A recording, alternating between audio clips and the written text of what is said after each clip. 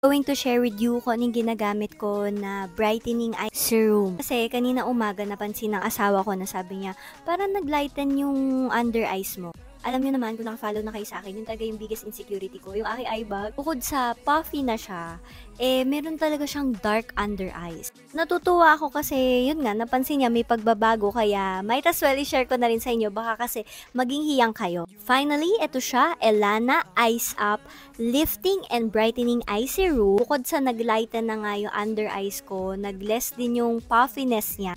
Nung before pa, hindi pa ako gumagamit ng mga eye serum, cream. So, kapag naglalagay ko ng concealer dyan, mas madaling nagkikris siya. And super dry ng under eyes ko. Pero ngayon, napansin ko na kapag nag-apply ako ng concealer, medyo smooth na siya. Isa rin kasi sa claims nila, yung 72-hour superior hydration. Kaya nagiging healthy din yung under eyes. And hindi na masyado yung wrinkles ko and fine lines dyan, unlike before. Kasi pag gumanon ako, parang sobrang dami niya. Siyempre, since hindi na tayo bumabata, kailangan kahit papano, ma-prevent natin pa yung mga damage pa na gagawin ng fine lines, ng wrinkles, lalo na dito sa eye area. Skincare time, so as you can see, ganyan na itsura na eye bags ko. Hindi na siya ganun kalala tulad ng dati. After ko maglagay ng mga moisturizer and yung mga face serum, ay ilalagay ko naman ito sa aking under eyes.